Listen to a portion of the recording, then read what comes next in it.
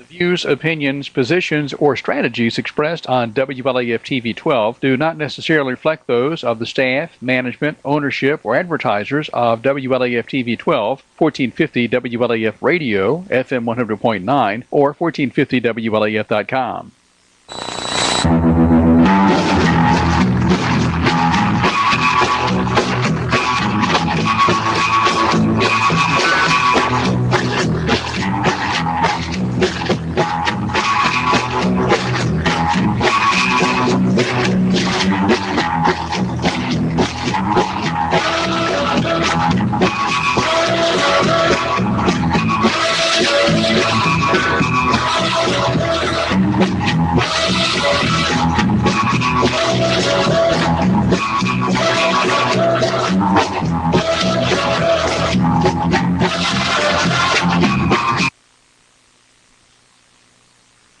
Are you missing out on extra Medicare benefits that you may be entitled to?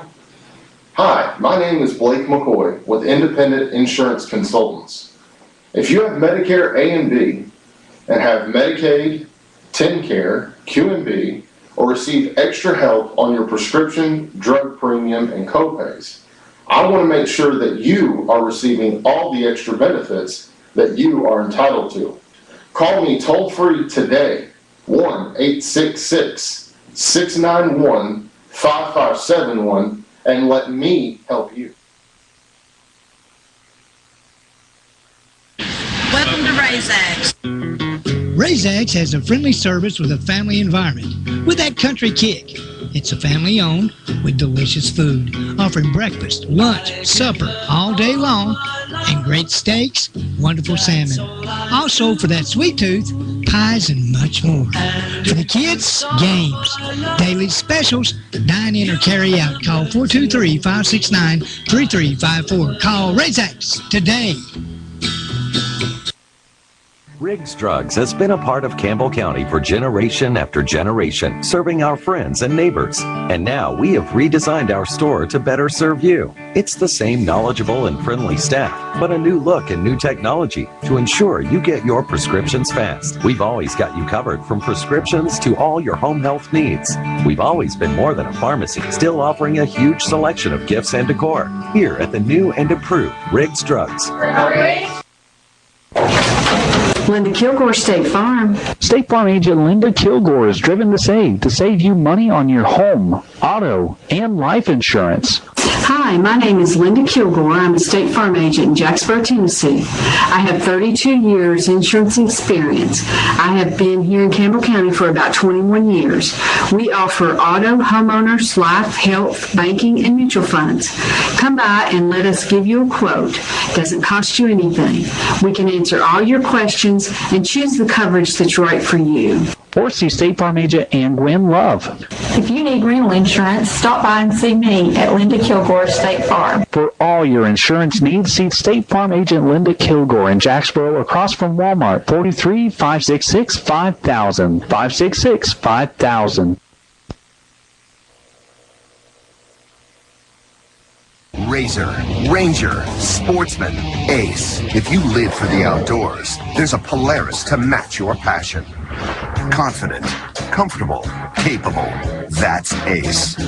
With a solo cockpit, automotive controls, independent suspension, all-wheel drive, and up to 45 horses of fuel-injected power. Calling it revolutionary would be an understatement. Polaris, the world leader in off-road innovation.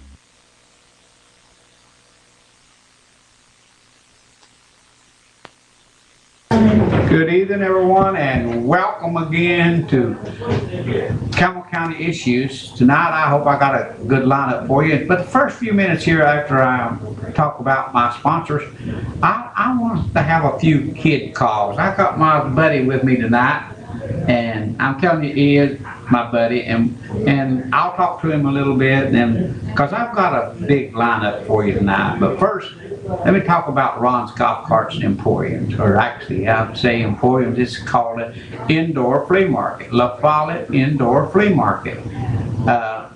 And he's got a lot of furniture down there, folks, that where people is foreclosed and this, that. and some great prices and absolute good furniture. Plus those golf carts now, and he rents golf carts also. So you check with Ron, and he's located behind the Long John Silver's here in La Follette. Also, Brimstone Recreation helped bring you tonight's show. They over in Scott County, you know, they are not having a Labor Day weekend concert. It's going to be on the 18th and 19th of September. It's called Camp Razor, and they've got Jake Owens, and I mean he's big. Some of the best entertainment in the Old Dominion that's coming over there this year. It'll be a blast, and there'll be, like I say, a lot of people there. Also, Huntsville 4th of July. They've been having their 4th of July celebration for over 40 years, I know. In fact, about it, the Parrott Brothers has played over there a couple of times with me on the 4th and had a good time and a lot of fun. So I wish sometimes that the Parrott Brothers would just call and say, hey, I'd like to come over there, and let's just do a something just for the fun of it. It'd be great. But anyway, they have a great fireworks show. And I want to remind everybody about Razak's. Razak's is not open on Sundays and Mondays, but I did try their fish the other night, and I'm not a fish eater, but I will say this, and this is without question. I won't sit and lie to you, but I said it's some of the best fish I've ever ate. But like I say, I'm not a big fish eater, but I could sit down and eat that fish. It's very good. And the crowd must have been, it's unreal. And they start at 4 o'clock on Friday afternoon, serving the fish too. So get over there, and the steaks. They don't start serving steaks, period, until after 4 o'clock, remember, Tuesday through Saturdays. Okay, anyway, like I said, I'd like to have and for some kids out there watching, call them and talk to my partner here for just a minute, but I've got some real, I want to talk to y'all about this guy that's on the headlines of the Christian Journal, a 5 and a 7-year-old. I got some serious questions about this one. Also, I'd like to talk to you about the road department. A longtime employee at the road department was dismissed for, I guess, telling the truth. Because, and I went through some of this myself, and I'll tell you my things about it. I want to talk too, if you've got the Citizens Challenge. Hey, we need more of that, and I do believe that that Citizens Challenge actually did help some, and it has put some questions in the legality of some of the votes that the commission has taken. And I want to talk about problem solving. So we'll give you 2 or 3 things out there. You're on the air. Hello, something is going on down here in town. I could get them some news. Something's going on in town. Like a wreck or... Oh, okay. Or something, you know. Oh, okay. If we find out, we'll definitely pass it on, okay? All right, thank you. Thank you. So, if anybody knows what's going on downtown as far as maybe a wreck or some kind of something else going on, but just let us know. We'll pass it on here on the show. Now, like I said, I like to have 1 or 2 kid calls, and you grown-ups can call him and ask him a question or 2. I asked him a minute ago, and I didn't set this up either, folks. And I asked him, I said, what do you like to do the best? What are the things that you really, when you're the happiest, or you're doing and the best? And what was your answer? Huh? Being with you. And doing what? Fishing, playing and stuff. That's what I like doing with you. We do it all the time, don't we, buddy? Every week, me and you do something together, don't we? Or more than just every week. Every day. Almost every day. You're trying to make me young again, aren't you? But anyway, one of the things that he said was, you know, that what he likes about being with me is I let him be a kid. But he knows whenever I say no in a certain voice, he knows he's lost and he might as well give up and go on, don't you, buddy? And he's a good kid.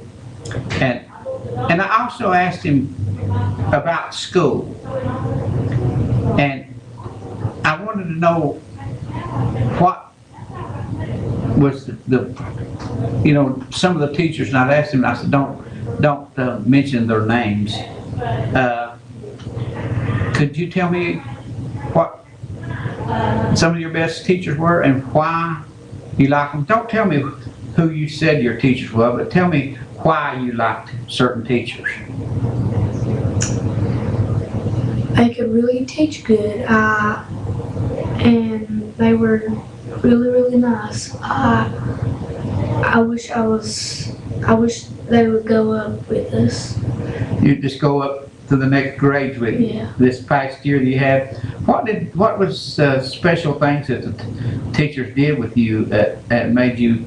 And could you tell us what you said to one of your homeroom teacher? Now they actually changed rooms over in Scott County at the third grade level for different classes. But your homeroom teacher, what did you tell me the reason, or you said to your teacher whenever the year was up? I said, this class really helped me in reading, and it's really helped me in reading. I used to not be good at reading, and it's really helped me. Did you tell her you thanked her for helping you so much? Yes, I did. Did any other kids do that? No. So you just stood up on your own and you mentioned your teacher's name and you thanked her for getting you to a level that you hadn't been before. Yes. And I'm almost into the highest level in kids, and I'm only two levels away, but it's one actually. Okay. Well, you're getting better, aren't you? It's the white dot that I'm trying to get to. Okay. Well, you're getting better, I'll tell you that. But now, folks, and I'm not saying this because he's my grandkid.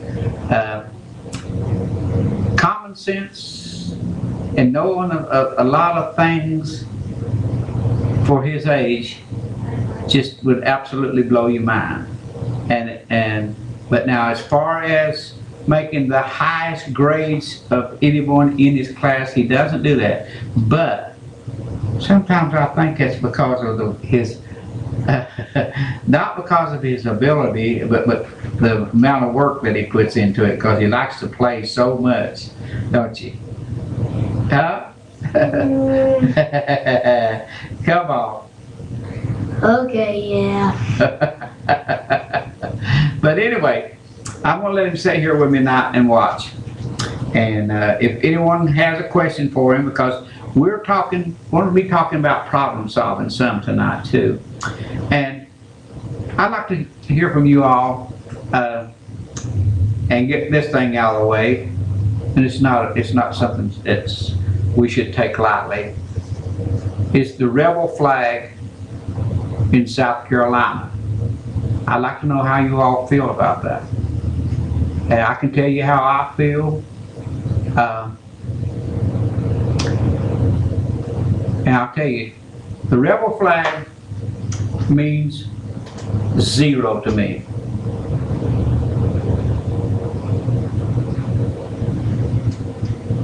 The war between the states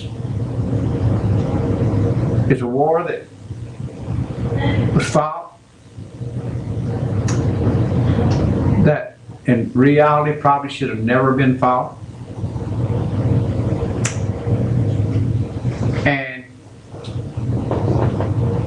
there is a lot of issues around that rebel flag. Some people says, no, it's not a symbol of hate.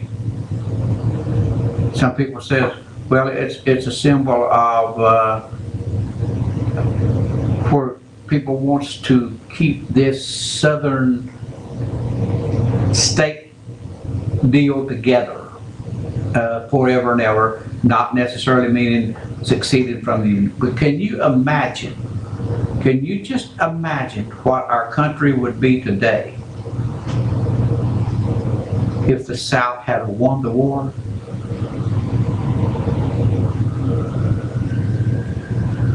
We wouldn't be the United States of America.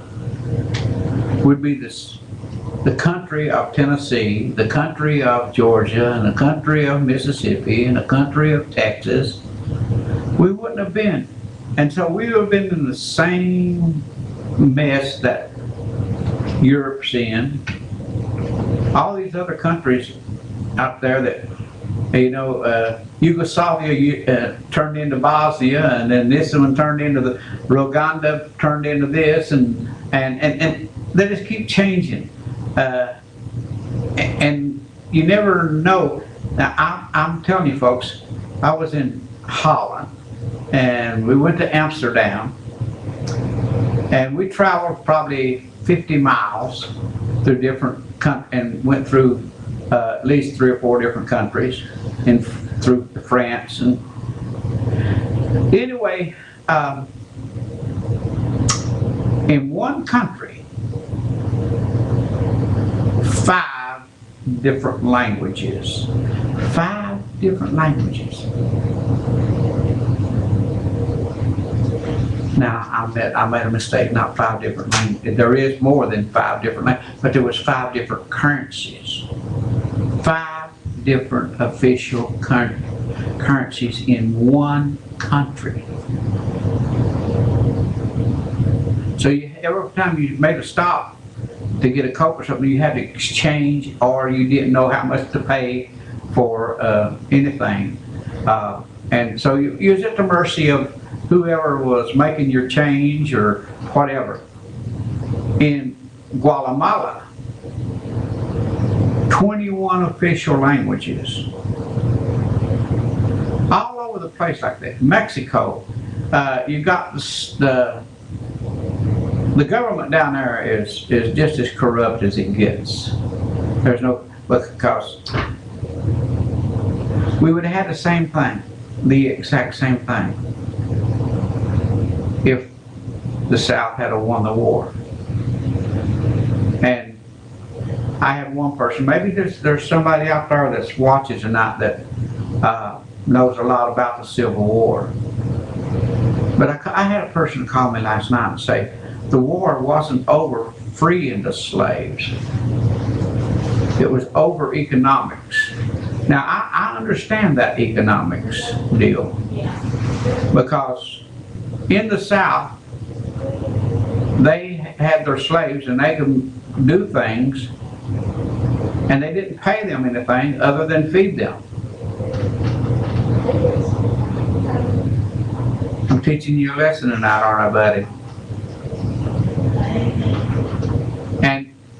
And we wonder why they were so bitter. And the South, the North, actually, the war was to basically stop all the free, I guess, labor or what have you, because it's just what's going on today. What's going on in our country today is all the money is going to the top. So the plantation barriers in the South was becoming richer than all the other people in the north. They were hoarding the monies.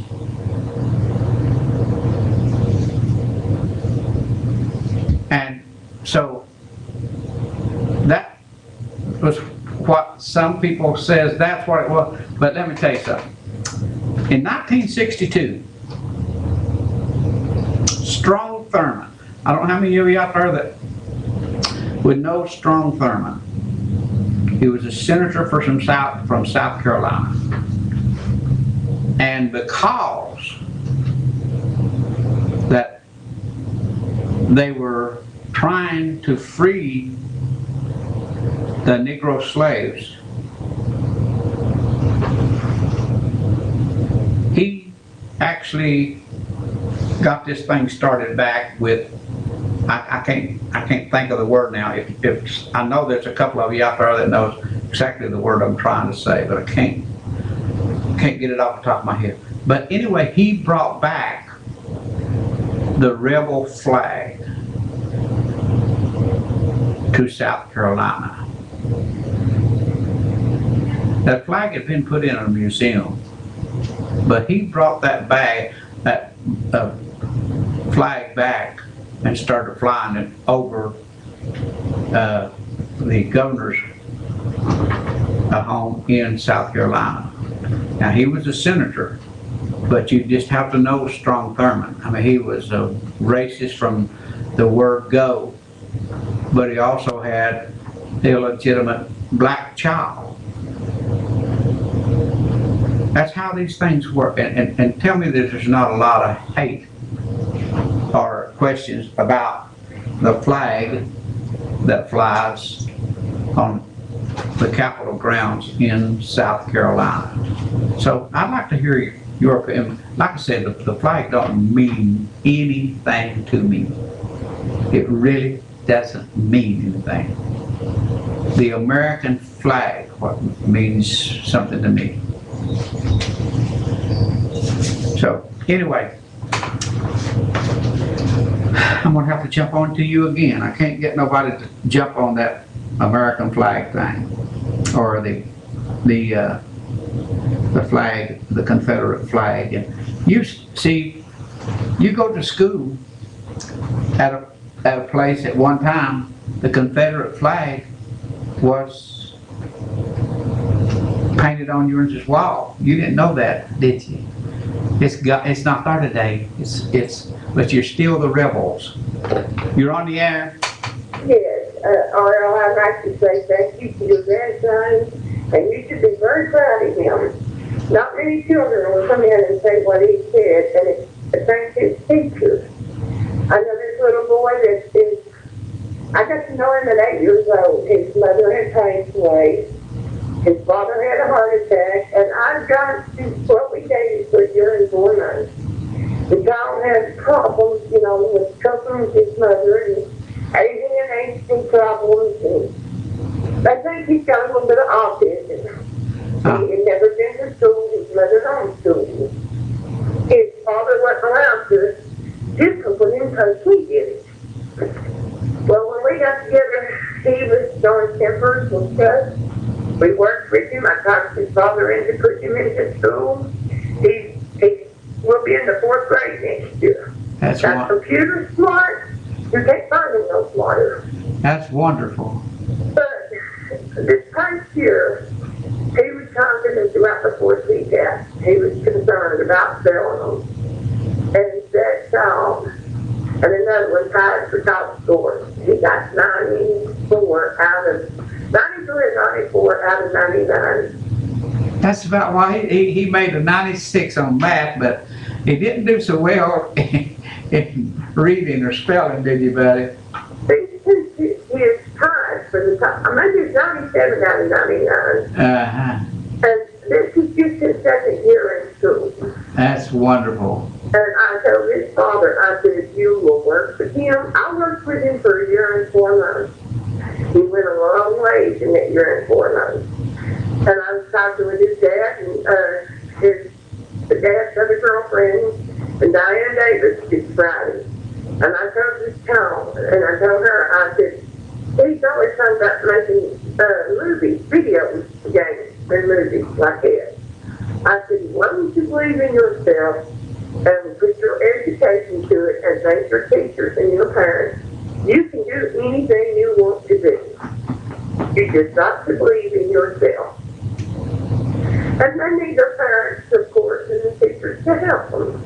Oh, yeah. Our grandson there is Kirk Evigan. He's very brave and will do it and tell everybody. Not many students would even thank their teachers. Oh, yeah.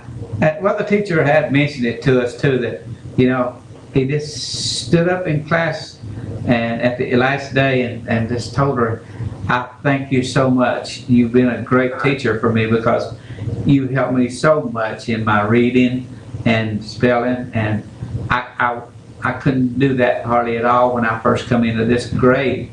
And then his math teacher just, she would call us and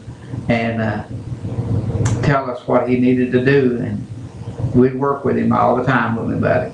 Because they need their parents and grandparents and people involved with them, and they don't have enough time to do that for their kids nowadays. Yeah, well, his parents, his dad drives a truck for Waste Management, and he works 50-something hours every week, and he has to go to work at 2 o'clock in the morning. And his mother is a dental assistant, and she works a lot too. And me and his grandmother, we like that a lot, don't we? Because he gets to come and spend a lot of time with us. And when he gets off of school, his grandmother is a lot harder on him than his papa, isn't he? Well, he's getting what he needs, or he wouldn't be able to come there and do that. He wouldn't be able to stand up and thank that teacher. Yeah. And I'm very proud that there's kids out there that can do that and will do that. Yeah. This little boy, like I say, he'll go in the 4th grade next year. But he's reading on the 6th grade level. That's great. That is great. I appreciate your call. Now, his daddy would send him at 3 years old, and he would read to him, and he would do the computer work from 3 years old up to now. Well, he knows 10 times more about computers, and I was the actual, I was a manager over the computer department for computer marking from 1980 for about 15 years or 16 years, and but I always had somebody else to do that done the computer work. I was just a people's manager. Yeah, but this count certain words are reading on the computer, and now look where he's at. Yeah, For years and on 6th grade. appreciate your call. Thank you. Thank you. Folks, we'll be back after our word from our sponsor.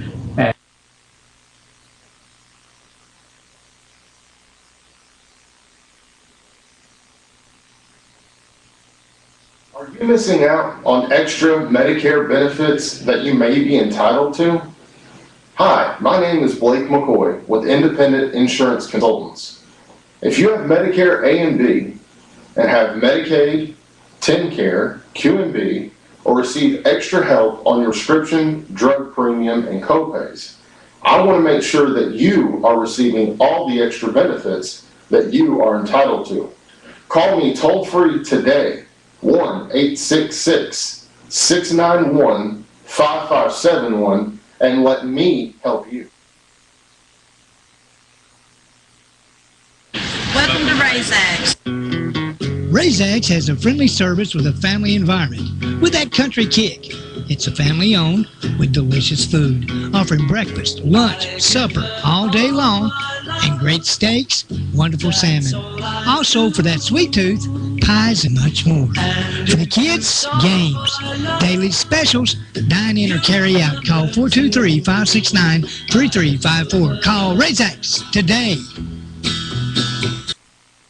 Riggs Drugs has been a part of Campbell County for generation after generation, serving our friends and neighbors. And now we have redesigned our store to better serve you. It's the same knowledgeable and friendly staff, but a new look and new technology to ensure you get your prescriptions fast. We've always got you covered from prescriptions to all your home health needs. We've always been more than a pharmacy, still offering a huge selection of gifts and decor here at the new and improved Riggs Drugs. Hi, I'm Linda Kilgore. This is my 35th year with State Farm, my 25th year here in Campbell County. I'm not a high-pressure salesman. I like to just sit down with my customers and help them decide what's right for them. Thank you, and I hope to see you soon.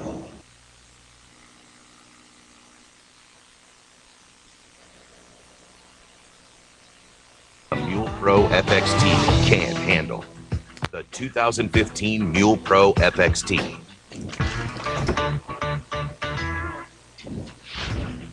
The Mule Pro FXT is engineered to smooth out the most rugged terrain. Over 8.5 inches of suspension travel make uneven surfaces feel a lot less jarring, while a tight 16-foot turning radius combined with electric power steering means easy and effortless cornering on a dime. Engine braking is tuned for a controlled feel when heading downhill, and high output LED headlights light up the way. Round out this exceptional package with the maximum stopping power of front and rear disc brakes, and there's almost nothing the Mule Pro FXT can't handle. The 2015 Mule Pro FXT.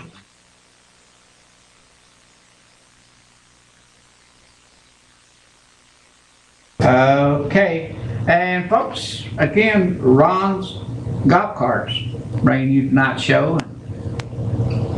He rents them, but here's the thing about it. He's having a hard time getting golf carts right now. So you need to go down there and talk to Ron and tell him the next time he gets one in, you want to look at it, because he is having a hard time getting good golf carts, and so he'll have them, and he fixes them where they will be right, and he'll guarantee his word. You're on the air. Yeah, I appreciate you taking the interest in helping kids, and I especially appreciate all you do for the kids that maybe under the challenge, or what you want to call them, and you're going to be doing that Christmas show this Christmas. I probably won't be, but I do a lot of Christmas stuff at home. Yeah. And there's nothing I wouldn't do for a kid. I mean, I just absolutely. And there's a reason for that. I didn't have a parent or a grown up around me whenever I was growing up as a kid, and my mom and dad wasn't around, and grandma and grandpa were so old. They were. My grandma and grandpa was older than dirt boys whenever. But Papa, when you come along, Papa was 62 years old, 63 years old, so I was getting old. Yeah. But I tell you what, I guarantee you, instead of taking away from my life, he's probably added 10 years to my life, because I work hard now to try my best to be here for him as long as I can. And the other day, me and him was camping, and me and him and his grandmother, and we was walking to the bathhouse to get a shower, and he said, "Papa, you're getting better. You was to where you was just shuffling your feet. Now you're stepping them up off the ground." I enjoyed that Christmas show you had a couple years, maybe 2 or 3 years ago, I don't know. Yeah. Some kids where you sang music and stuff with them. Yeah. Well, you know what? What happened there, the state, which that's a state-funded a business, and for the handicapped children, and they made them quit doing that. Yeah, they said that we were actually promoting the place with those children, which God knows it's not. And I guarantee you, that I can walk in that building now, and we haven't done a show there in at least 4 years, and those kids will start hollering, and they're in their wheelchairs and stuff, and can't talk at all, but they'll start hollering and waving at me as soon as I walk in that place. Some of these issues like you, dealing right there is, seem like it's very, along with totem pole, you know, about being important, but, the state and everybody else that don't go along with that, they don't see the importance of what's happening and helping the kids that way. Right. That's very important. And you know, I can see one of those kids, if I see him at Walmart and his mother, he will absolutely, if he has to jerk away from her, he'll run to me and tell me what and now he can play his guitar, but, and he'll come and run and tell me what he was able to do. Yeah. And that makes me feel good. Well, I'm proud of you that you're doing what you can do to help them. That's a good talent you have, and you're using it, you know. Yeah, I appreciate that very much. Thank you. Thank you. Okay, my question, what I said a while ago is, why or how could someone that's raped a 5 and a 7-year-old kid not be in jail for 4 months? And the person that supposed, according to the paper here now, that person actually lived with the mother.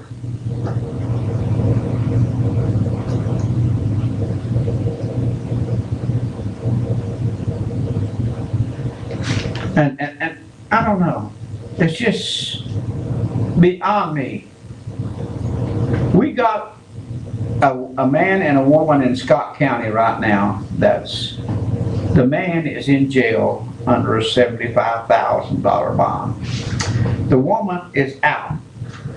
And I'm not saying the woman had the mother of the kids, but it seems to me that there's 5 or 6 cases that's been happening in the last couple of years here in Campbell County and in Scott County, that the injuries are the things that's happened to the children. It's been a boyfriend, and the women don't have to go to jail, and they get out of it.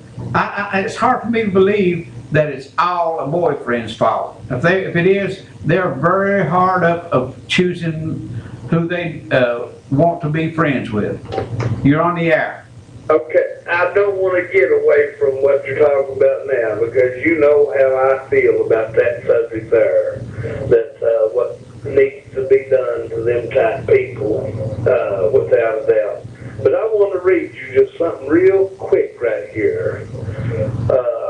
Today they had the lady, do you remember, that killed her boyfriend? She was a school teacher from Jellicoe. Right. Back in last May, I think it was. So right here on WLAF. Well, it's May a year ago. Yeah, that's right. Okay. The 48-year-old Miss Elliott, previously taught at Jellicoe High School, reported to prison July 12th for shooting her lover. And then it gives his name. During the course of an alcohol-fueled argument in 2014, the tragic event unfolded just before 5 a.m. that Sunday morning, February 2nd, where the two made their home, and it tells their address over in Elk Valley. But now right here is her sentence. The volunteer manslaughter charge is sending Miss Elliott to prison for 4 years. Judge E. Shane Sexton made the determination this morning. So I want you to tell me where a person's life that somebody was convicted of killing somebody, and why it's not first-degree murder. I mean, if somebody's gonna shoot somebody, whether you're drinking, smoking dope, eating crayons, or whatever you're doing. But you get a 4-year prison sentence. And they'll say somebody out here that's growing marijuana, selling pills, snake meth, whatever it is they want to do, gonna get 30, 40, 50 years, but yet you can blow somebody's brains out and receive a 4-year prison sentence. Yeah, that's quite a bit, usually out of the Mr. Sexton's court, because usually it's more like 100 days. I know the ones you're referring to and everything, but I mean, all seriousness, 4-year prison. I mean, does that not just mystify your mind? It does. It always has. Now, there used to be a saying in Scott County that you could get more time in jail for stealing a chicken than you would for killing someone. That just amazes me. And I just want you to know that if anything ever arises and I kill somebody, I want you to get to the top of the biggest hill you can and you scream. Now 4 years is all this man should get. Because that's what they gave to this. But that just, that just mystifies me of how that they can justify. I would be ashamed to write that on a piece of paper and tell that out loud to people. So, and that really just blows my mind. And I'll leave it at that. You got a fine looking young man there as a partner, and I just want you to know that. Well, thank you. Keep your papaw in line there, little man, so I know that's a full-time job. So you've got my deepest sympathy. Well, I want to ask you about the Confederate flag. I think that it should be yanked down, absolutely. I don't think it should be flown at the Capitol. I heard a guy talking about it the other day, and he said, well, it's, piece history. It is. But if they're going to fly it, it needs to be taken down from where it's at, from the front of the state capitol, and moved over by, I don't know, the outhouse or something that would make sense about it, but you're not going to get that from people here. What? People got that tattooed on their body and think it's just with mud, Well, and the flags, and get them and put them on their cars, on their tags, and right. And they really don't understand what it represents and everything, and how it could be offensive to that race of people, and it's sinful and shameful that people are so shallow-minded, that they do, and that they don't know no better. And like I said, on bumper stickers and stuff on cars, and you go on vacation, and most of them go to that state to vacation from this area where we live. That's the destination spot for this, this area. Well, and this area has a frame of mind of support towards that thing. Oh yeah, but they don't understand. They truly don't understand what it represents to them people, and to see how offensive it is to them. If the role was reversed, now how terrible do you think it would be?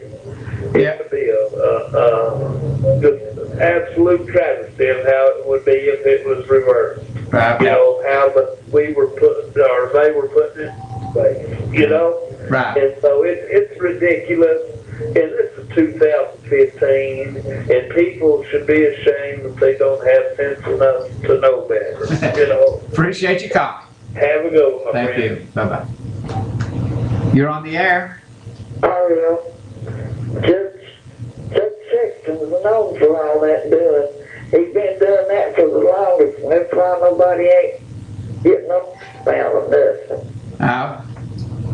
Well, he doesn't even have an opponent. But again, I'm not saying he's not a good judge. I just question some of the sentences he hands out. would say that he is not a good judge.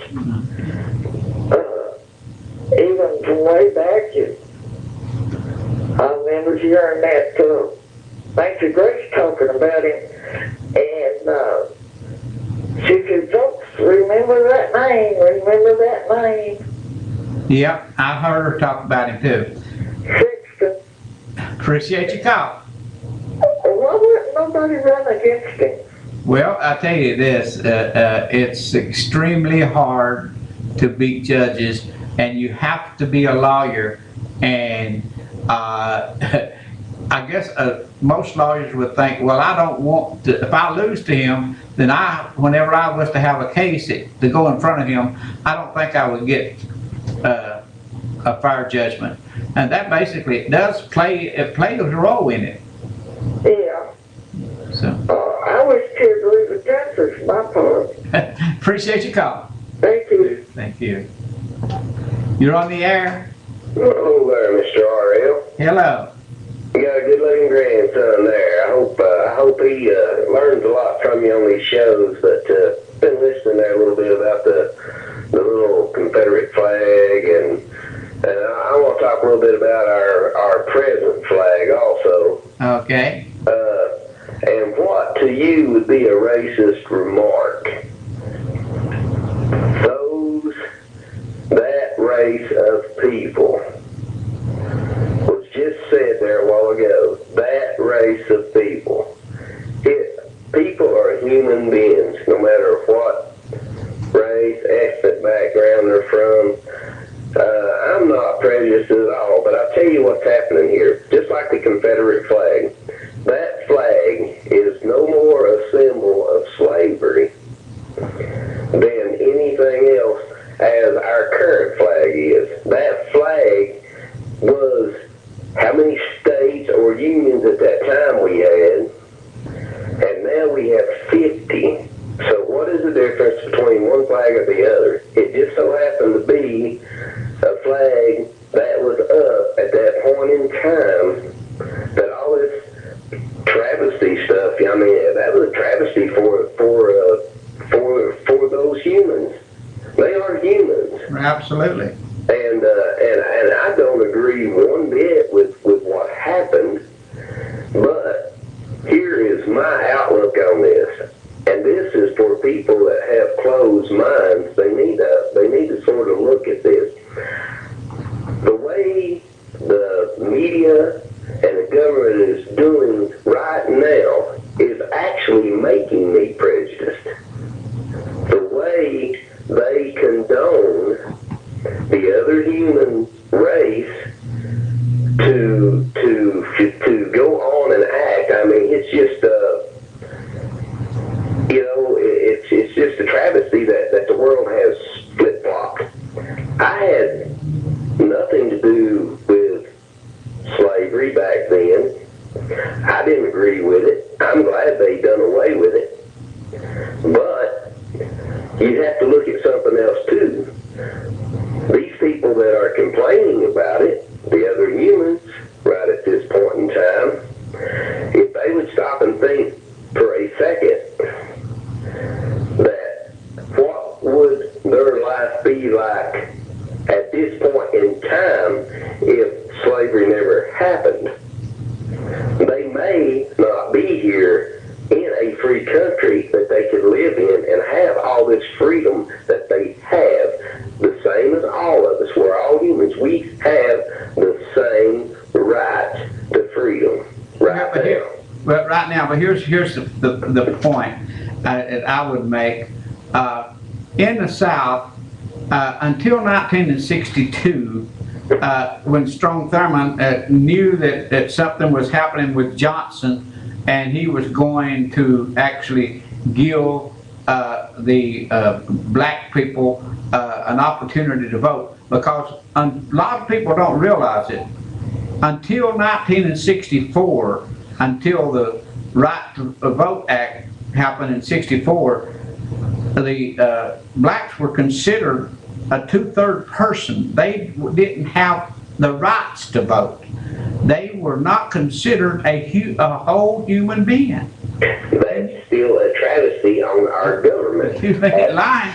You were talking just 50. When Lincoln emancipated the slaves, at that point in time, they should have had equal rights when they entered our country way back. Yeah, that. And like I said, they brought these people over, and the humans, they treated them like dogs. Right. They shouldn't have done these people that way. But what I am looking at now, they're taking this flag and turning it all around. Everyone is. That flag is no more a symbol of anything than what we have right now. Okay. And now look at the flag that we have now. Look who is desecrating our flag now and standing under it and throwing it back in the government's face and the people that have fought and died to give them the freedom for this. Now this is what's upsetting me about today's humans that we have in this United States. And people do not see this open-eyed. It's just one big thing that they need to see the big picture.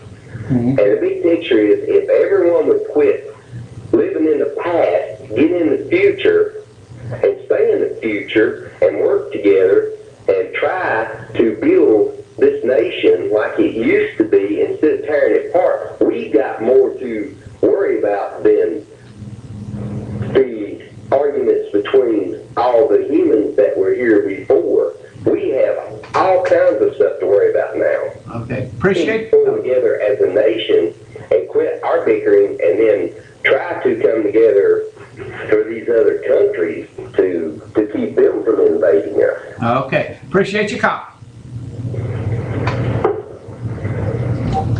You're on the air. I just wanted to let the gentleman know that when I said those people, I meant the black race. I refuse to call them African American. I call them American because that's exactly what they are. We have nobody alive in this country that was in slavery. So they are American people. I believe every man is equal for his information. Every man, because I believe in God Almighty. I believe that yellow, red, black, white, and if there's any green ones out there, don't pick their nose or wipe their butt no different than he or I. But I don't differentiate from people, if somebody's got a drinking problem or if they've got a drug problem. Kind of like the Suboxone Clinic down here at Jacksboro when it went in.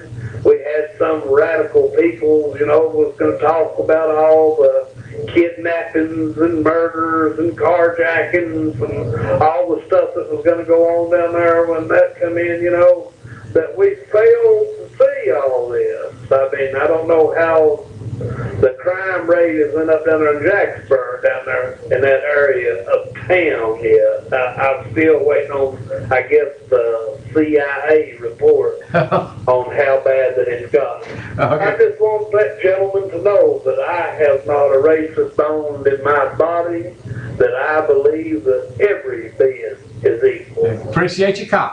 Thank you. And I feel the same way. You're on the air.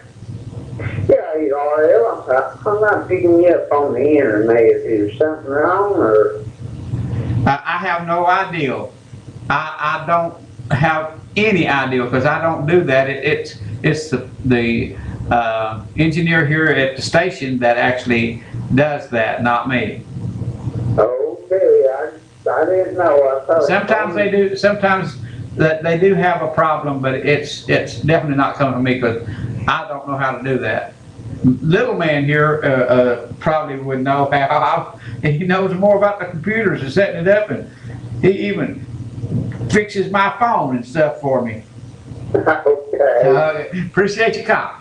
Okay, Thank you. Bye-bye. You're on the air. Hey, big guy. Hey. Hey, little guy. How are y'all tonight? Are you good? Okay. Oh, that's great. Hey, let me clarify this 2/3 of the human statement you made just a little further. Uh-huh. The black was never considered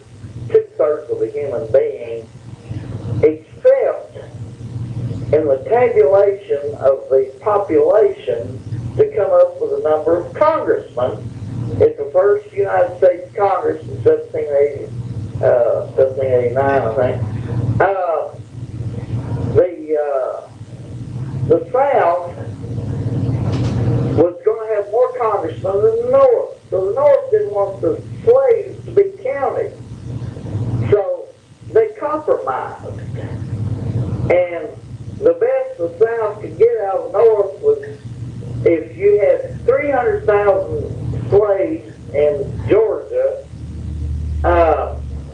only 200,000 of them could be counted as part of the population to come up with a number of congressmen that the state of Georgia would have in the United States House. And they couldn't vote. That's right. Now the South wanted to count them in the census, never been counted in the census. But the North only wanted 2 out of every 3 to be counted, so that the South would not end up with more congressmen than the North. Well, and the money too was a big issue. There was a huge cultural difference between the North and the South, in that the North was pretty much an industrial, mercantile-based economy, and the South was agricultural, and they reflected a rural philosophy of politics, where the North reflected more an industrial type political environment. Now, when the states came together voluntarily, it was like joining a club. And if you join the golf club over there on Oneida, you can also withdraw your membership if they do something you don't like, right? Right. Well, that's the way the first United States was. The states came into it voluntarily, and when the South began to lose control of Congress and the Senate, by the fact the population of the North was going faster,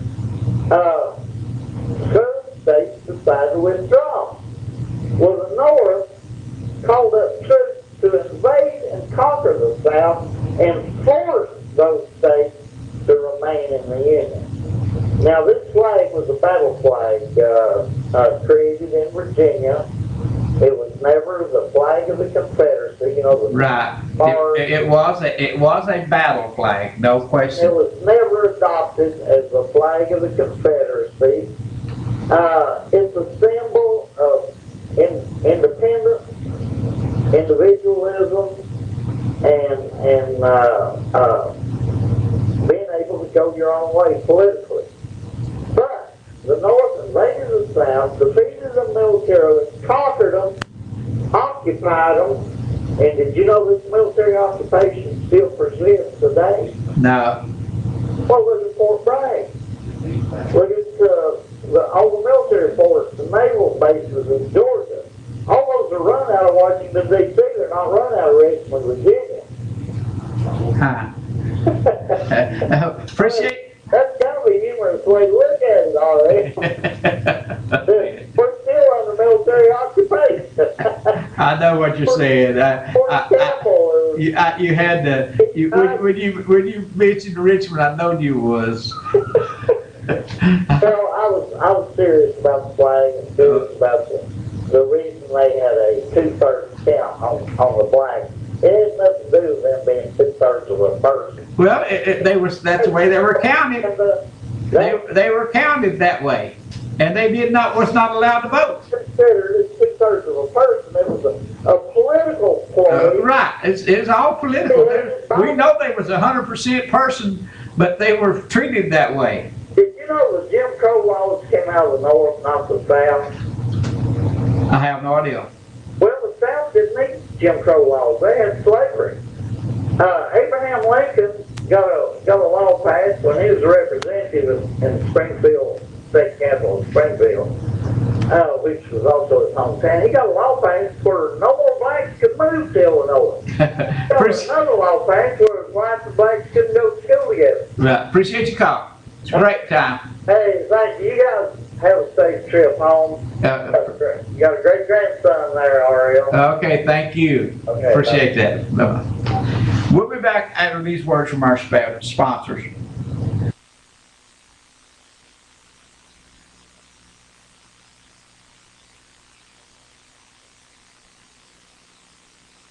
Are you missing out on extra Medicare benefits that you may be entitled to? Hi, my name is Blake McCoy with Independent Insurance Consultants. If you have Medicare A and B and have Medicaid, TennCare, Q&B, or receive extra help on your prescription, drug premium, and copays, I want to make sure that you are receiving all the extra benefits that you are entitled to. Call me toll-free today, 1-866-691-5571, and let me help you. Welcome to RaisX. RaisX has a friendly service with a family environment with that country kick. It's a family owned with delicious food, offering breakfast, lunch, supper all day long, and great steaks, wonderful salmon. Also, for that sweet tooth, pies and much more. For the kids, games, daily specials, dine in or carry out. Call 423-569-3354. Call RaisX today.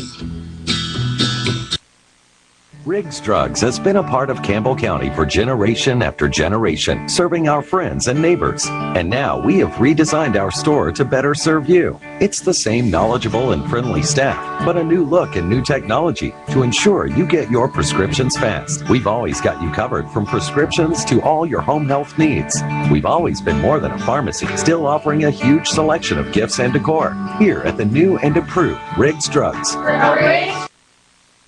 Hi, my name is Jeremy Pierce. I may not be Jake from State Farm, but I do wear khakis. I've been here with Linda Kilgore's office for 2 years. I enjoy helping people make a decision regarding their insurance based on their needs and wants. I'm fully licensed. I enjoy selling auto, home, and life insurance. So feel free to come in or call in any time, and I'll be glad to help you.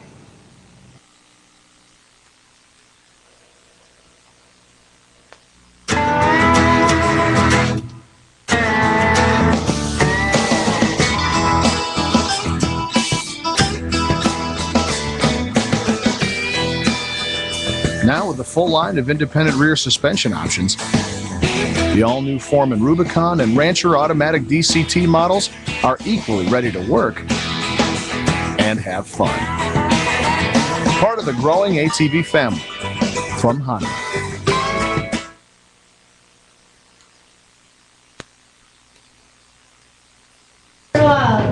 Okay, we're back. I want to remind you all about Brimstone. It's on September the 18th and 19th this year. They will not have one on Labor Day weekend. Ron's golf cart and indoor flea market. It's open, folks, and it stays open until about 5:30 in the afternoon. You can go by there and browse and look. You know what you're getting. You know what the price is when you look at it. Everything's priced. Everything's clean.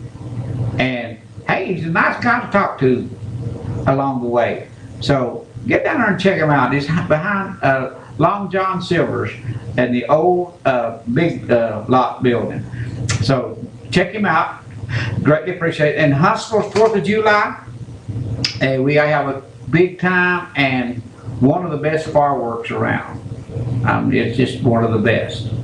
Okay, and now you can give me a call, but I want to ask out there, if there's any kid out there that like to ask this little man a question about animals or about school or something, he said he'd like to have a call, and it can come from anybody.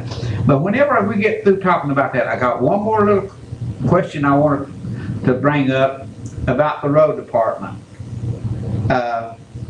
And whenever I read the paper here, I see it which I guess is the assistant to Mr. Potter, or one of, or some, that was let go for supposedly telling the truth, and told him he could not testify about someone getting killed by a falling tree.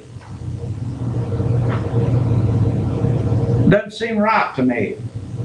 Because I'm going to tell you, I had an employee that got hurt, and I've told this story here before.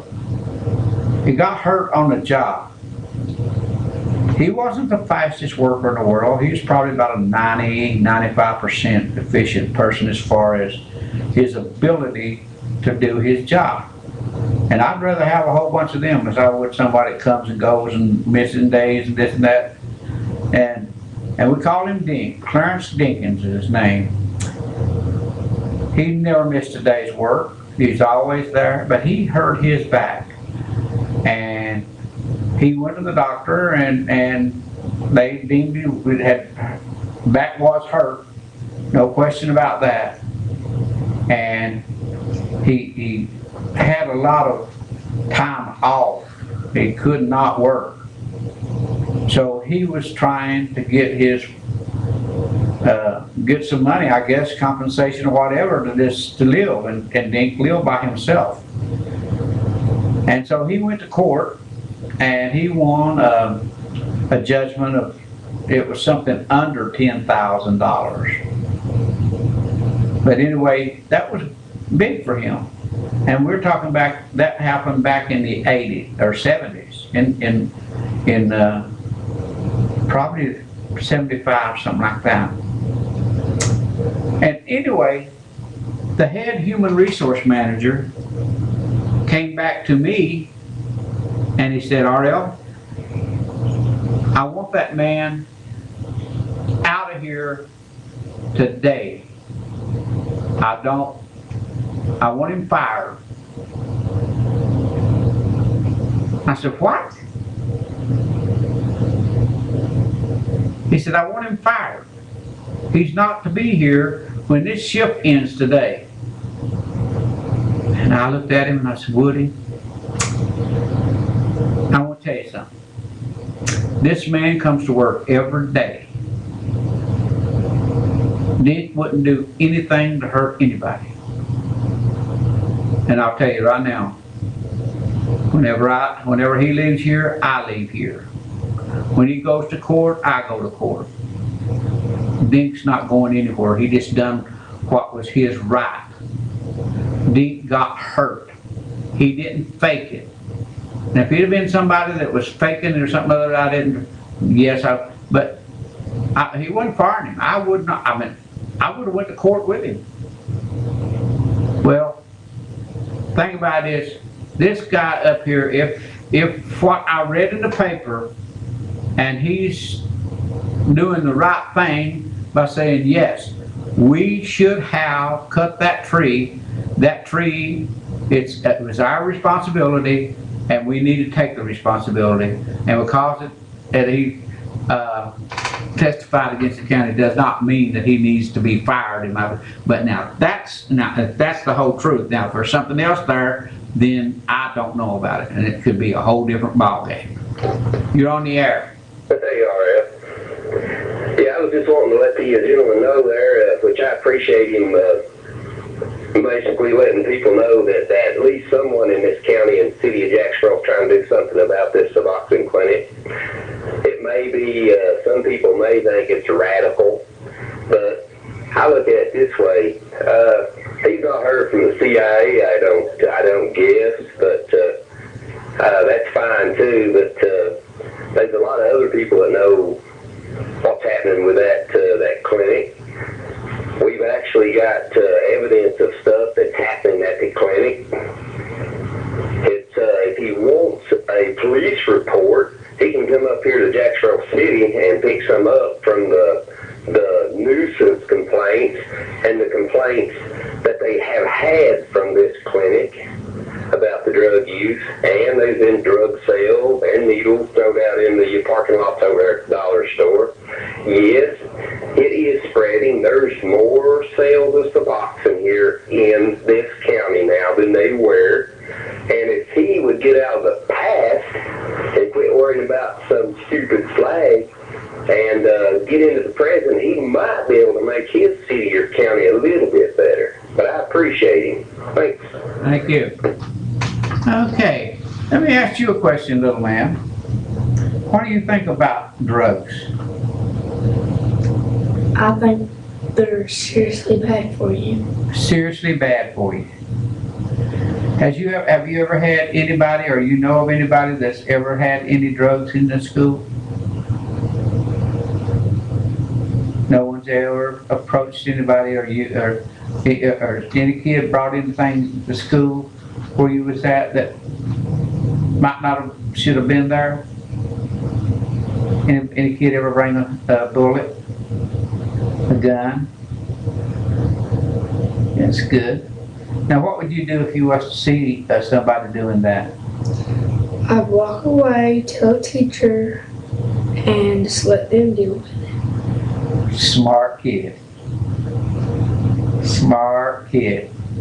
Yeah, just walk away as if you don't try to challenge nothing.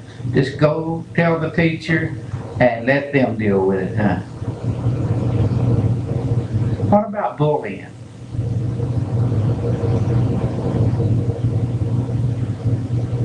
Think hard.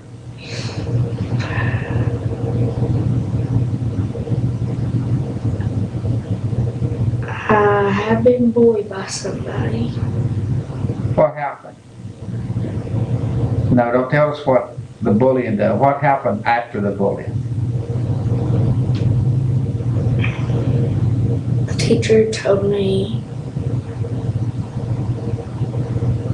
just You can't remember? no. Yeah, oh yeah. I know you can. What did Papa do? Remember, Papa went and talked to the principal, and the principal came and got you and the kid that, or come and got the kid. That's what she told me. That, and you told me the next day you did. She did talk to you and him in the back of the school. You don't remember that? Mm-mm. How come? No. But you was bullied, right? And the principal took care of it, didn't she? You just don't remember how. But he never did bully you no more, did he? Because we've always told him that, because he was in the first grade, I think it was. So he just finished the third. And I got a bad report on him. And I heard that he hit a student in the nose or somewhere. And so I was asking him about it. And I said, now who did you hit? And he wouldn't tell me. And I said, now Papa needs to know. And we've got to find out and get to the bottom of this. And after a while he looked at me and said, Papa, it was a girl. You remember that?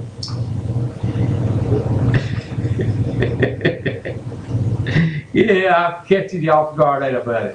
You're on the air.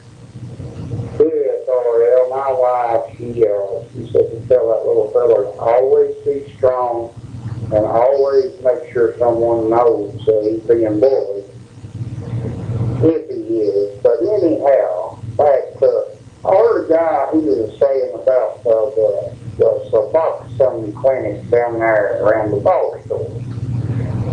And said that he said that they were throwing needles out in the parking lot. So, ain't that Suboxone to help people get off of medication, off of drugs, or am I wrong? No, that's the primary reason for Suboxone, but there's people that actually is getting hooked on Suboxone and even and getting into worse condition, supposedly. Yeah. So yes, Suboxone wasn't supposed to be. I've got family members that's on the that's been down that road, and they have quit that.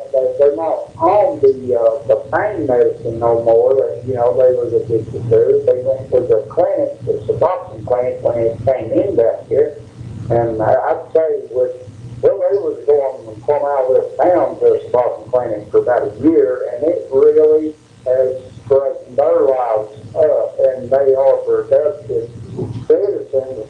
Now they got a job, they hold a job, they work every day, pay bills, and I don't know, I mean, I guess it helps some people. And It does. There's no question about it. It's something that does help some people. It's just like, I'll tell you a little story. This past week, I was just out letting him at the beach swim where there was a lot of people at, and I was sitting on my golf cart watching, and I'm sitting and looking at the beach, and say 80% of the women that I was looking at, now I wasn't looking at them in no wrong way, put it that way, but I was just canvassing the whole thing and seeing 80% of those women had tattoos. And I was, my mind, the way it works sometimes is crazy. And I was just thinking, why is so many women now, as many women, or maybe even more, having tattoos, even the elderly women, having tattoos as much as or more than men. And I just sat there and I was wondering, and so there was a lady that her little baby come running up towards the golf cart and wanted to get on my golf cart. And at that time, I could not reach down because I was not allowed to lift more than how many pounds? 5 pounds, because I'm under doctor's orders right now, folks. So anyway, I told her, I said, I can't lift the kid, but you want to put the kid up here on my knee and let him play with the steering wheel or whatever. I'd be happy to let him do that, but I can't pick him up. And so she's standing there, and there's 2 more women walked up, getting ready to go swimming. And I said, the other 2 women, they weren't any relation or connected to this one woman at all. But they had tattoos. And I said to the lady, I said, would it offend you if I asked you a question? And I asked her, I said, why do so many women have tattoos? And she said, no, it doesn't offend me at all. So she's like pointing to her shoulder, said, this one, I had this tattoo put on here when I quit drugs. This tattoo was when I found me a good, or a boyfriend that I felt was the right one. Then she showed me her back, and she had a big tattoo. This was whenever my grandmother died. And she showed me another tattoo, 4 tattoos, and every one of them had some kind of a meaning. And this one of these women that walked up here, she said, tattoos can become addictive, but the main reason that people start taking, especially young women, start getting tattoos is they've had some kind of trauma in their life, or they've had they've either been on drugs or in a bad relationship, or they've been in trouble, or they've been in jail. And I said, well, can you think of anything that why anybody would have one if it wasn't a symbol of some kind of tragedy or some kind of thing that wasn't a good thing? And she said, I don't know. Every one I've got is, and that's this other woman, every one I've got is some kind of significance to it. And she said, yes, it can become a habit. I guess anything can become a habit, but like I said, that's just really, it throws me a loop. I'm sure people can misuse anything, be misguided or misused, There's a lot of little things about, you know, that kind of treatment, you know, giving people Suboxone to get them off of medication, you know, to me, that's really traded one for the other, but it has helped certain members of my family, you know, get back to functioning, and you function with one certain person that I'm talking about. They for 2 or 3 years, they done nothing but drink and the drugs and this and that and blow every dime they had. And then when they was able to discover about the Suboxone, or how you say it, they began, you know, they went to their doctor's appointments and they didn't sell it, they didn't give it away, and never. That's the first new one on me, someone shooting it up. I mean, I'm sure they may do that. Oh, there's no question. But like I said, it probably Suboxone probably does quite a bit of harm to some people, but it. I was getting that, and then I'll let you go. I'm sure you're going to be covered up after this conversation. The guy that says that there's needles in the parking lot at the dollar store, he needs to recalculate that file, because you don't go to the doctor and get your medicine right there. They give you a prescription and you go to the drugstore and get your medicine. They don't hand it out like popcorn. Okay, appreciate your call. All right, great. Okay, now I want to ask y'all another question. How do you solve the drug problem? How do you solve your problem from your county commission? They spend your money. How do you solve that problem?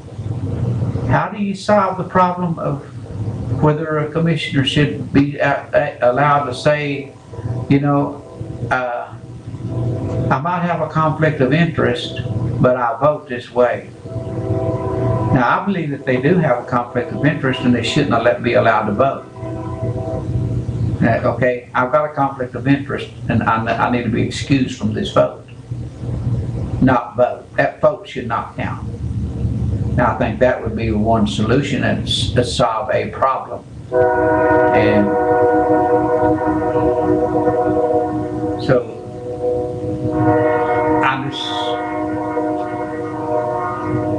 whenever I was, the last few years as a manager, problem solving was one of my big, I guess, strengths with the company. I had a reputation of solving problems. And the thing about it is, to solve a problem, you've got to be able to listen. You've got to find the root cause of the problem. And then you've got to start finding ways to correct that problem.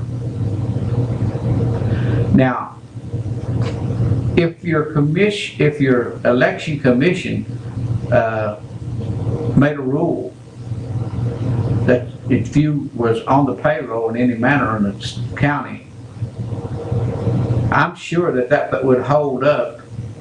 The state would not override that decision, or I doubt seriously they would. That would solve a problem. You would not have county government, county employees running for positions.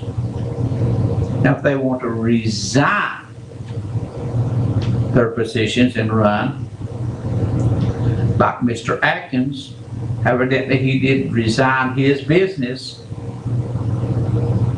and no longer was the owner of that business, then he had a right to vote. But, you know, that's one that's would be questionable to me. But, folks, qualifications can be, and you can pinpoint those close enough at your election commission about qualifying. You just take Mr. Hatmaker. I said several times on this show with Mr. Hatmaker that I guarantee that he would not be elected again because he fought the system for what he thought was right, and I believe in most cases he was right. It's the same. So we don't, well, we have a tendency to not see or identify the problem.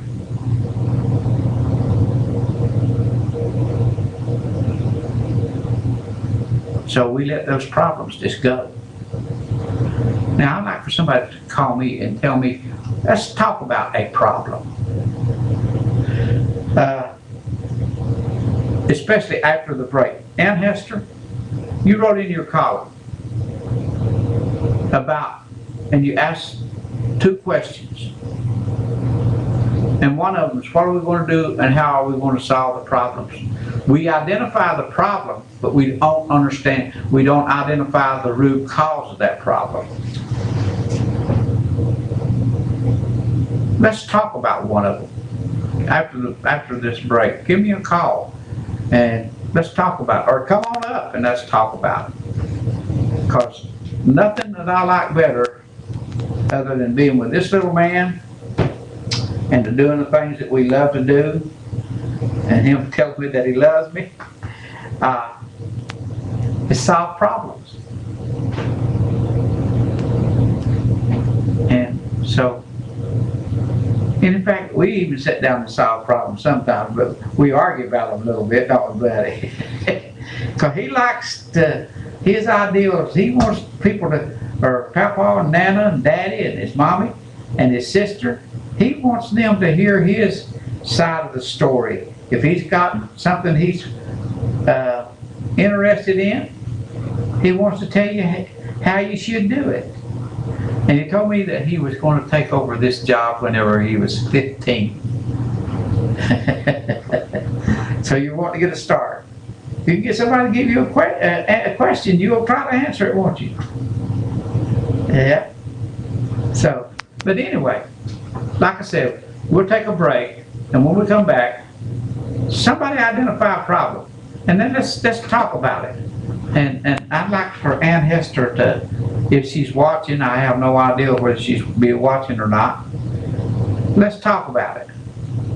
And let's have a two-way conversation. I won't do all the talking, you don't do all the talking, and we'll try to get another person here on the phone or something other else. We'll try to at least figure out a solution. It may not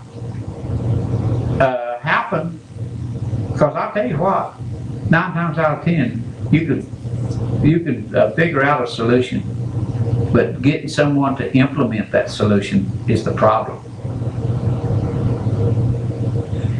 So anyway, we'll take a break. We'll be back out of these words from our sponsors.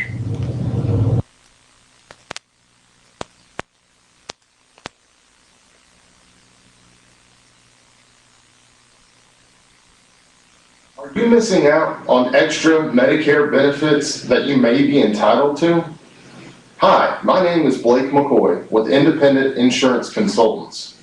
If you have Medicare A and B and have Medicaid, TennCare, QMB, or receive extra help on your prescription, drug premium, and copays, I want to make sure that you are receiving all the extra benefits that you are entitled to.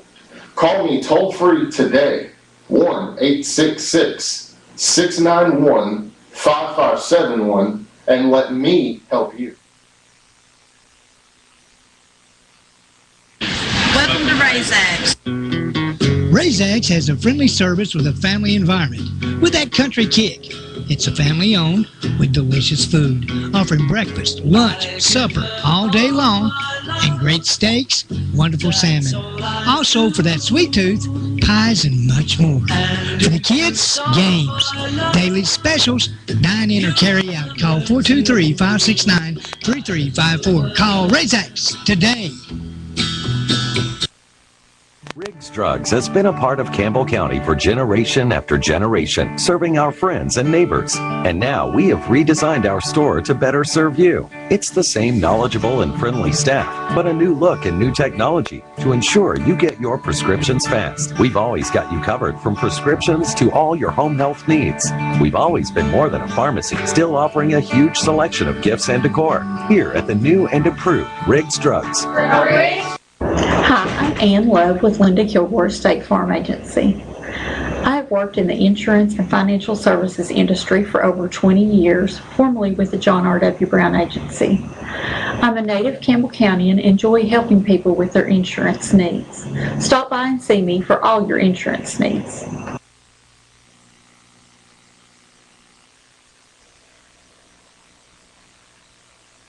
Razor, Ranger, Sportsman, Ace. If you live for the outdoors, there's a Polaris to match your passion. Confident, comfortable, capable. That's Ace. With a solo cockpit, automotive controls, independent suspension, all-wheel drive, and up to 45 horses of fuel-injected power. Calling it revolutionary would be an understatement. Polaris, the world leader in off-road innovation.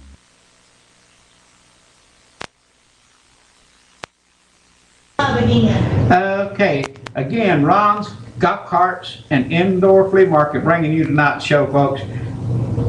All I can tell you, you just have to go down there before you'll believe me and see what I'm talking about when it's flea. And my little man, now whenever he's on the show with me in Scott County, the kids, so many kids know him from both other schools and in his school, and he gets calls. Believe me, he gets calls. But here nobody knows him, so he said, "Okay, Papa, I give up. I'm bored." So anyway, I said, "Well, just go out and do whatever you want to do." He's good to deal with himself because he don't have anybody around him to play with all the time, and so he's learned to really take care and occupy his time good. But I got a question. You know, our sessions judge, I'm not questioning whether she's a hard worker or not. She must be a very hard worker. And they stay open very late down there at times. And I see where they had to come up with a litigation tax or something other, like $6 litigation tax to supplement her salary or the position salary. Now here's the problem.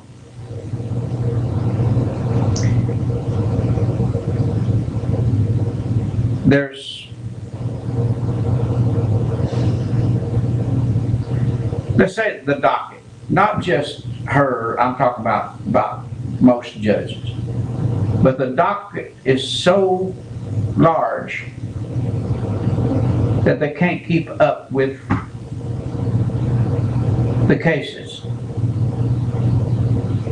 And one of the cases is just like the one here that I'm reading, where the man arrested for child rape, not child molestation now, folks.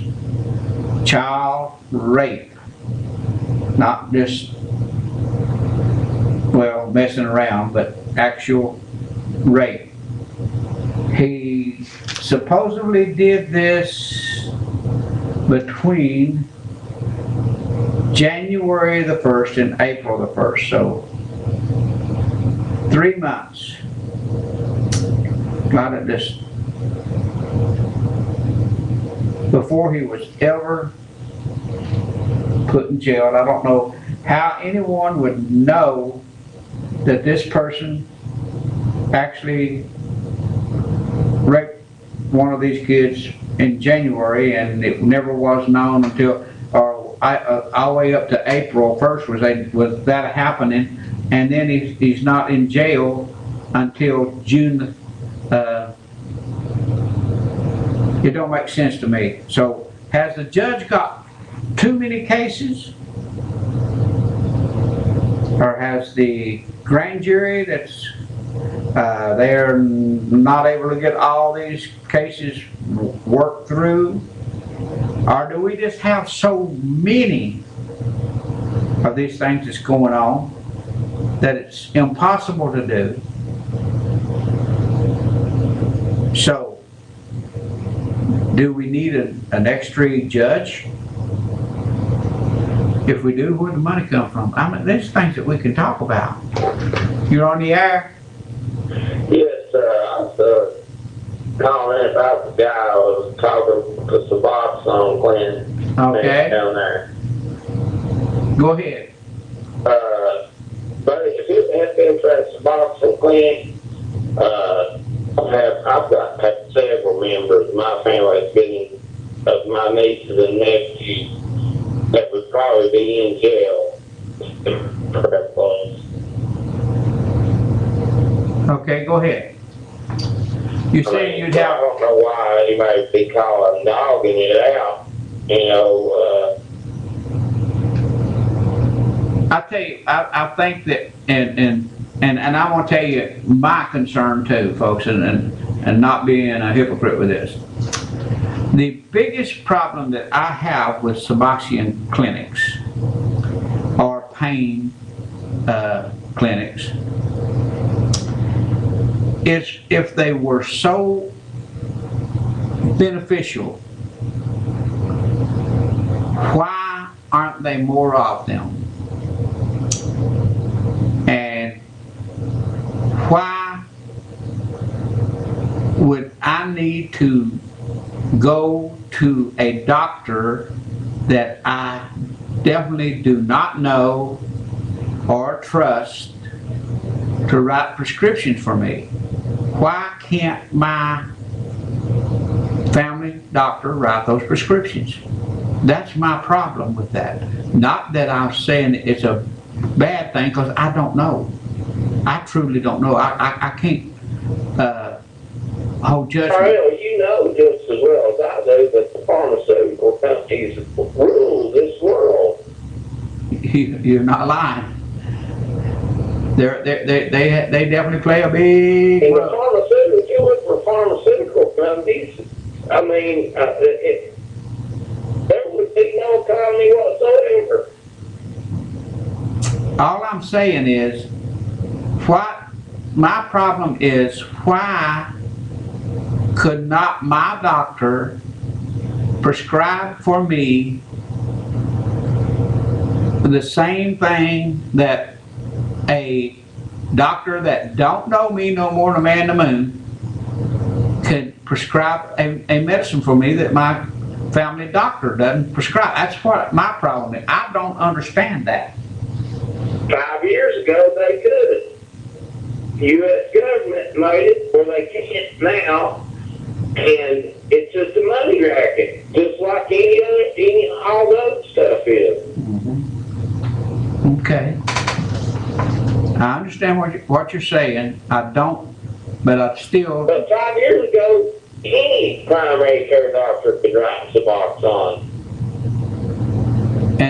But that's what I'm saying. I don't understand. I don't understand it at the level of the government level, the local level, or none of it. I don't understand that side of the story. I don't understand the side of the... I've got a nephew,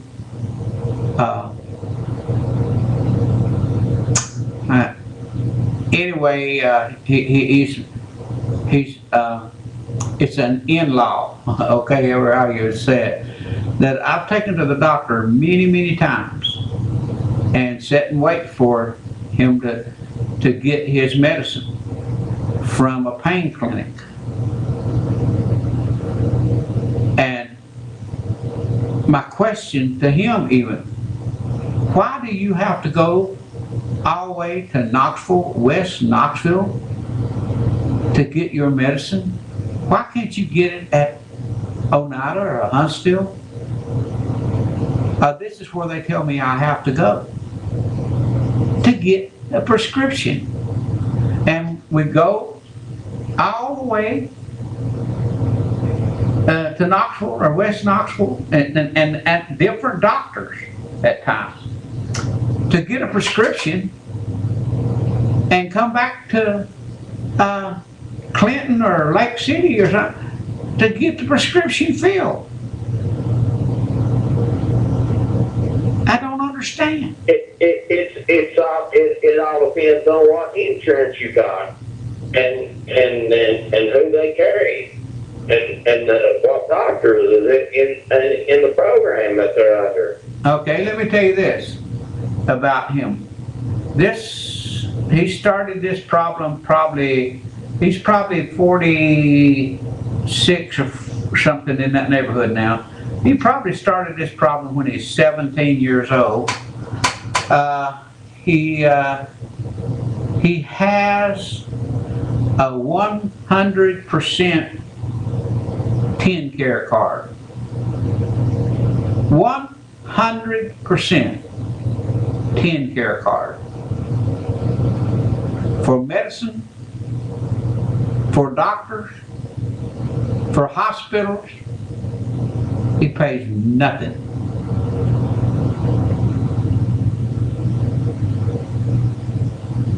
And how does that happen? Why is it because the family doctor won't prescribe the medicine that he wants? What is it? I was just calling about the Suboxone. I know, but I'm saying, that's what I'm saying. Suboxone, I'm putting it in the same category as any kind of shot. Why, if I don't understand how a doctor that does not know me from Jack, and a doctor can look at me 2 minutes and I tell them what my symptoms are and they can write me a prescription for that symptoms. I don't understand that. I'm not saying that there's not people out there that doesn't need the Suboxone. I don't know that Suboxone is a bad thing at all. I don't know that I don't know even what Suboxone is. But my problem is, how can a simple question, and I'm trying to get to a root cause of what is the problem that my family doctor cannot prescribe for me something that I need, that I can go and see someone that I've never seen before. And I guarantee you not every one of those people walk in there is there for the same symptoms. Now, how could that be? And that's a problem with me that I can't solve. But you put 10 heads together, we may be able to come up with a solution, but it still may not solve the problem. The solution may be as simple as allowing your family doctor to write that prescription for you.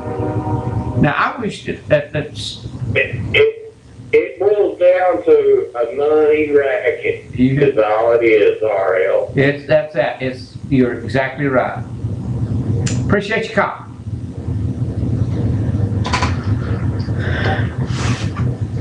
Okay, Miss Ann Hester, I'm fixing to leave here, and me and that boy is going fishing in the morning. You're on the air. You're on the air. Yeah, I was hearing you talk about the Suboxone doctors. And they have to be specialized in order to prescribe the medication. Okay. Not any doctor can just write Suboxone.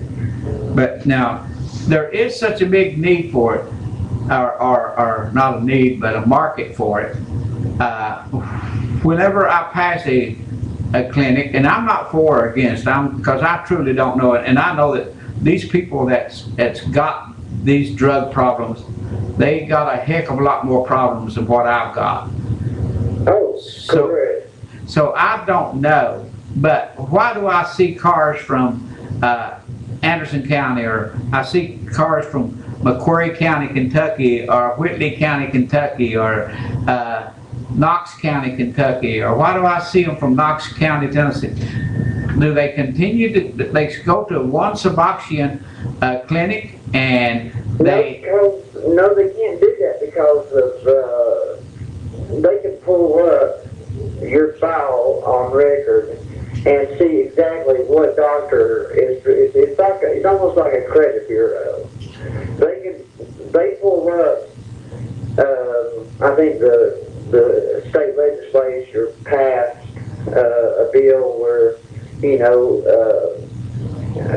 you can go,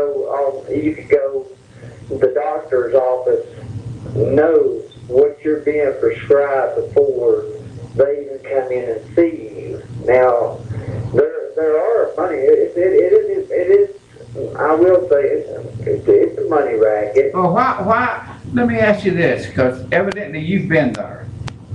Correct, yes. Why do you have to pay cash?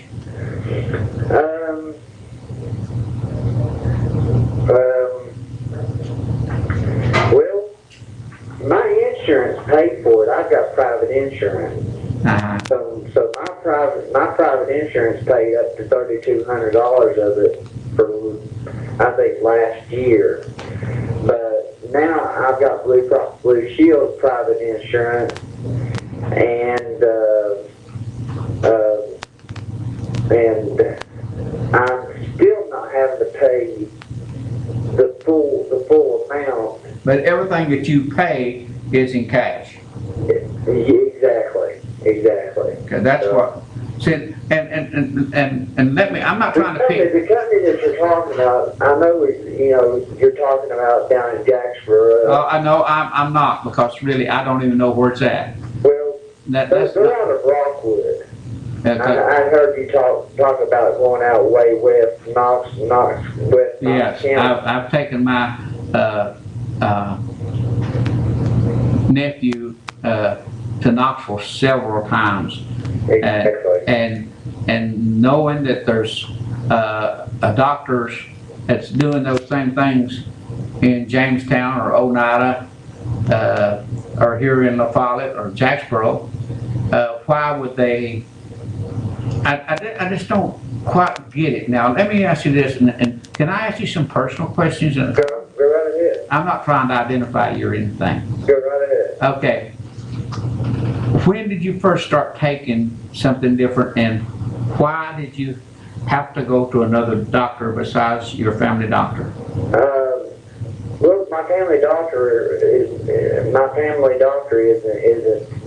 qualified. You got to take classes on the Suboxone to be able to prescribe it. Okay. It's just not a medication that you can prescribe. Any doctor, say I go down to Dr. Ferris's or go to anywhere, Dr. Ferris would not be able to write that medication because there's a list of doctors that you can go online and you can go online and go Knoxville Suboxone doctors, and it'll give you a list of the doctors that write the medication for Suboxone.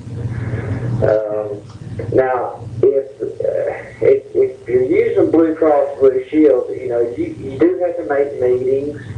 They require you to make meetings because the medicine is not going to get you off of everything. You got to do a little work on your own. You got to do a little work. Other than the medicine's not going to get you off of everything. Okay. Now, what kind of drugs was you on that you're trying to get off?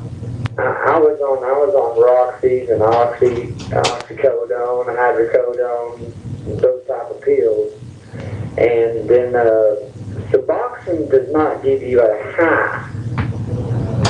Okay. It might give you a little energy, but it doesn't give you a high as a Roxy 40 or they got these Opanas these little pandas are just ruining this county. I mean, you're paying $40, you're paying $20 for a 40 milligram pill, $40 for a 20 milligram pill, or you're paying $60 for a 40 milligram pill. And it's even higher if you go to Kentucky or, you know, but they're going over in Knoxville, they're going for $100 a piece. Okay, now let me ask you this. How long have you been going to Suboxone Clinic? Well, off and on, and I've been to a few doctors for about 5 years. Okay, now have your insurance or anyone told you that you cannot go to that same doctor anymore? They give you a 2-year. They will, as long as you do what you need to do as far as making meetings and doing what they ask of you, Blue Cross Blue Shield will give you a 2-year. They will pay for the medication for 2 years. Okay. And they will pay for the doctor. You have to sign up on a plan.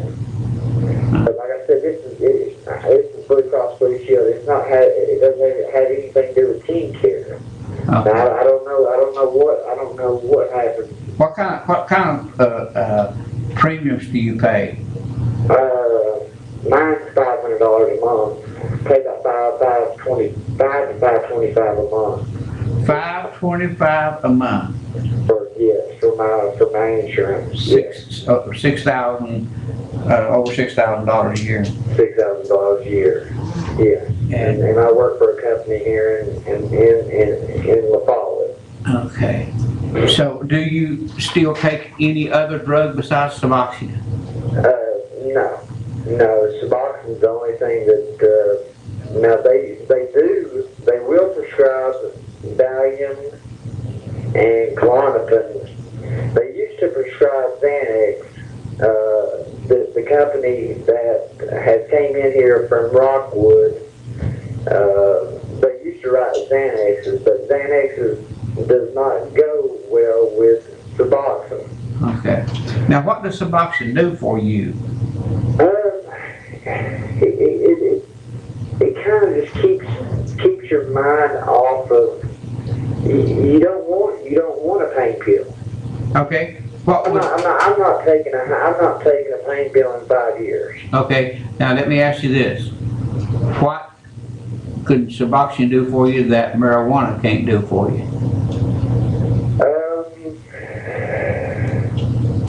That's a good question. Suboxone is legal. Marijuana is not. It is listed as an opiate. It is a narcotic. I mean, I'm not trying to play it down. I understand. You don't know how much I appreciate it. There's a time and there's a reference. I mean, you don't want to be on Suboxone for the rest of your life. You don't want to be on methadone for the rest of your life. Suboxone has came in and kind of taken over the methadone. Because methadone is synthetic heroin. Okay, have you, in the 5 years, have you tried to quit Suboxone? Yes, I have. Yes. What do you do when you do, what kind of symptoms do you have? It's a bad withdrawal. It's a bad withdrawal, and I found myself, smoking marijuana, but I've not went back to taking pills. Uh-huh. But, now, do you think if marijuana was legal that it would take care of your problem? I think marijuana should be legal. Yes, and I think the state legislature here in a couple of years are going to join.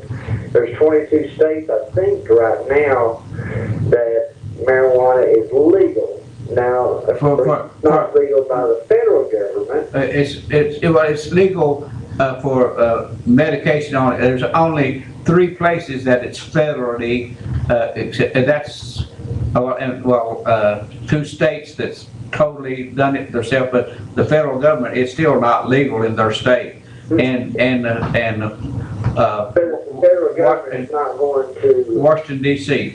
yeah, if the federal government is not going to, I mean, you got people in prison for 25, and you got people in prison for a lifetime with a 3 strikes because of marijuana. Absolutely. And that's the most ridiculous thing. We should let all those marijuana users, and I've never used a marijuana cigarette, but because there is nothing you can do about it. No, and marijuana is, I've never seen anybody smoke a marijuana joint and go down the road and kill somebody. I've seen people drink alcohol and have wrecks and kill people left and right. Well, basically, the thing that I gather from marijuana is it just mellows you out. You just want to sit and talk or watch TV or you don't want to do nothing really. No, you're right. It does. You know, it lays you back, and you might get a little hungry. Yeah. But I've heard about that. But you know, as far as side effects, you know, other than I don't know, maybe your lungs. Well, listen, I got another call. Let me take that. You just don't know how much I appreciate this call. Okay, well, thank you. Thank you. I appreciate it, Ariel. Bye-bye. Okay, this is the last call tonight, folks, real quick. Go ahead. Hey, Ariel.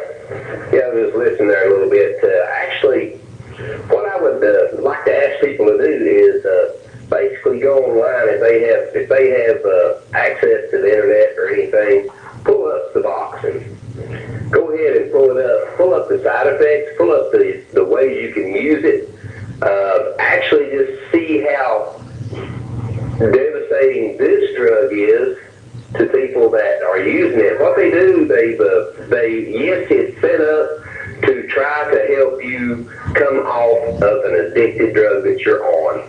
Okay. And at this point in time, the Suboxone is actually taking place. You're only supposed to stay on Suboxone for a allotted amount of time, then you're supposed to come off. Right. And I think that around, if I'm not mistaken, I think it's around 16 to 18 weeks. Oh, okay. Well, listen, my time has come and gone. I appreciate your time and everybody's. And don't forget the people that sponsor me. The reason I leave Ron's Golf Carts down here, Brimstone, and the town of Huntsville is, and Tommy's, and everybody that sponsor me. Thank them and appreciate it. Good night, everybody. I'll see you next week.